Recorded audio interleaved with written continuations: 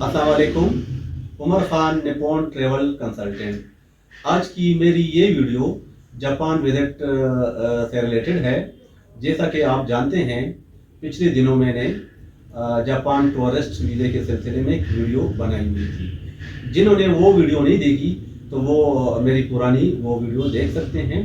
आज की ये वीडियो सिर्फ जापान विजिट वीज़े के सिलसिले में है। जापान विजिट वीज़ा जो आपको 3 महीने के लिए ग्रांट किया जाता है। जापान विजिट वीज़ा ये वो वीज़ा है जिसमें आप जापान में अपने फैमिली मेम्बर को विजिट कर सकते हैं, यार दोस्त को विजिट कर सकते हैं, या फिर आपको कोई कंपनी इनवाइट कर देती है जो आपको स्पॉन्सर करती है, उसको विजिट वीज़ा कहा जाता है। जापान विजिट वीज़ा हासिल करने के बाद जब आप जापान के एयरपोर्ट इमिग्रेशन काउंटर पे चले जाते हैं तो सबसे पहले आपने अपना पासपोर्ट और वो सारे डॉक्यूमेंट्स उनको देने होते हैं। मसलन उसमें आपका इनविटेशन लेटर भी होगा, स्पॉन्सर लेटर होगा और जो ज़रूरी डॉक्यूमेंट्स हैं उसके देने के बाद वो आपसे पहला क्वेश्चन यही करेगा कि जिन्होंने आपको स्पॉन्सर किया है उससे आपका क्या रिश्ता है। तो आपने वही रिश्ता बताना है जो आपका एक्चुअल में रिश्ता है। यानी अभी किसी कंपनी ने आपको इनवाइट किया है तो बिजनेस के सिलसिले में, तो उन्होंने लेटर में लिखा होता है कि इस बंदे के साथ मेरा बिजनेस रिलेशन है। तो आपने बिजनेस रिलेशन ही कहना है, ना कि आप मतलब कि ये मेरा मामू है या चाचा है। तो इस तरह गलत बयानी से आपको एंट्री बिल्कुल नहीं मिलेगी। नंबर 2, वो आपसे ये भी पूछ सकते हैं कि आप जिस मुल्क में काम कर रहे हैं उस कंपनी में आपके साथ टोटल कितने बंदे काम कर रहे हैं।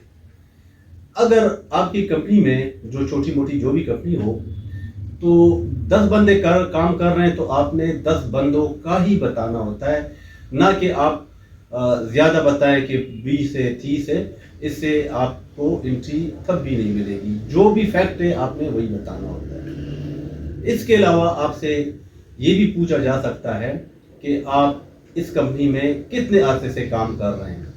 अगर आप 2 साल से 3 साल से कर रहे हैं तो आपने यही बताना होता है, ज़्यादा बताने की कोई ज़रूरत नहीं। इसके बाद वो आपसे ये क्वेश्चन भी कर सकते हैं कि जिस कंपनी में ऑलरेडी आप काम कर रहे हैं कितने अरसे से यहाँ पे आप काम कर रहे हैं। अगर आप 2 साल से या 3 साल से काम कर रहे हैं तो आपने यही बताना होता है।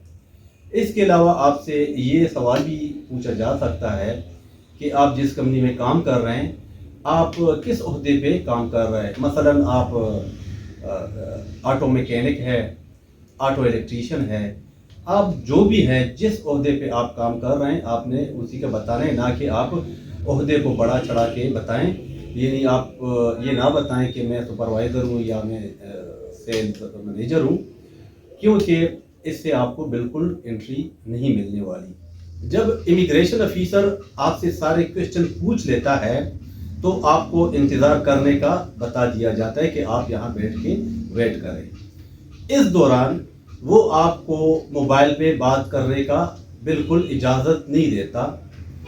इसके बाद वो इमिग्रेशन ऑफिसर जाके जिस बंदे ने आपको जापान से स्पॉन्सर किया है, इनवाइट किया है, उसको कॉल कर लेते हैं। यही क्वेश्चन जो आपसे पूछे गए होते हैं, क्रॉस क्वेश्चन वो उनसे भी पूछा जाता है। यानी स्पॉन्सर भेजने वाले से ये पूछा जाता है कि जिस बंदे को आप जापान बुला रहे हैं आपका क्या रिश्ता होता है, क्या रिश्ता है उनके साथ। उसने फैक्ट बताना होता है जो उसने ऑलरेडी लिखा होता है। वो बताएगा मेरा बिजनेस रिलेशन है। यहाँ तो आपका क्वेश्चन गलत साबित हुआ इमिग्रेशन ऑफिसर के बारे में, अगर आपने कोई और रिश्ता बताया। दूसरा, उनसे ये पूछा जाता है कि ये बंदा आपके साथ कितने अरसे से आपके मुल्क, आप जिस मुल्क से आपका ताल्लुक है, वहाँ जो आपकी कंपनी है, कितने अरसे से आपके साथ काम कर रहा है। अगर आप 2 साल से काम कर रहे हैं तो लाजमी बात है वो सच ही बताएगा, वो कहेगा 2 साल। यहाँ आपने अगर ज़्यादा साल बताए हों तो यहाँ भी आप इसमें गलत साबित हो जाते हैं। तीसरा, उससे वही क्वेश्चन किया जाता है कि इसका ये किस ओहदे पे काम कर रहा है। अगर आप ایز اے میکینک کام کر رہے ہیں یا ایز اے آٹو الیکٹریشین یا کسی بھی عہدے پہ کام کر رہے ہیں، تو آپ کو جو اسپانسر کرنے والا ہے وہ وہی بتائے گا جو اصل میں جس عہدے پہ آپ کام کر رہے ہیں۔